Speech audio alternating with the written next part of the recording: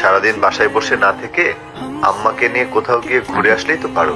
আগে তুমি আসো, তারপর সবাই মিলে একসাথে ঘুরতে যাব। আমার তো আসতে আরো 2-3 বছর সময় লাগবে। তাহলে 2-3 বছর পরে ঘুরতে যাব। অথই, জি মা। তুমি তো সারাটা দিন আমার ছেলের সঙ্গে ফোনে কথা বলো। এইভাবে সারাদিন কথা বললে ওর কি ওই দেশে মন টিকবে? ও তো পরে দেশে চলে আসবে, আর ওখানে যখন দিন ওখানে তখন রাত। সারা রাত জেগে আমার ছেলেটা কথা বললে পরদিন সকালে গিয়ে অফিসে ঝিমাবে, তখন দেখা যাবে চাকরিটাই আর থাকবে না। এরপর থেকে ও যখন ফোন দিবে তুমি বলবা যে তুমি এখন ব্যস্ত আছো, এখন কথা বলতে পারবা না। ওকে বলবা যে রেস্ট করো তুমি, আমি আম্মার সাথে কাজে ব্যস্ত। জি মা। কে ফোন দিল? আপনার ছেলে। এখন ফোনটা ধরো, বলো যে তুমি এখন আমার সাথে কাজে ব্যস্ত। তাকে বলো যে রেস্ট করো, ঘুমাইতে বলো।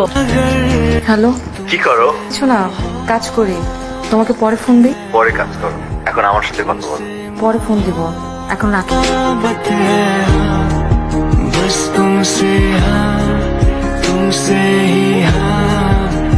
মা এত রাতে?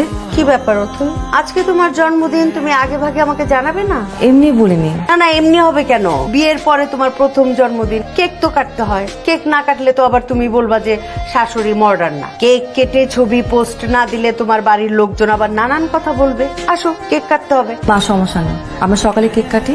না, আমার সমস্যা আছে, আমার এক্ষুনি কেক কাটতে হবে, 12টা 1 মিনিটে। আসো, তাড়াতাড়ি আসো।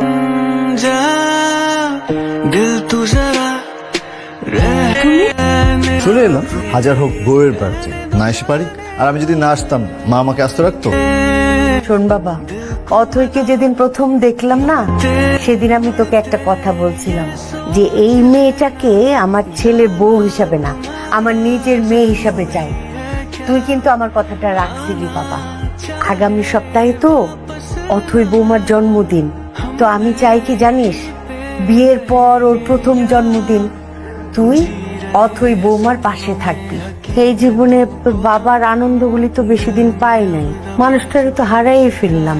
একটা মেয়ের জীবনে এই ছোট ছোট মুহূর্তগুলি কতটা আনন্দ দেয় সেটা আমি একজন নারী হিসেবে খুব ভালোই বুঝি রে বাবা। যেইভাবেই পারিস দেশে চলে আসিস। तुमसे मोहब्बत है, तुमसे मोहब्बत है, बस तुमसे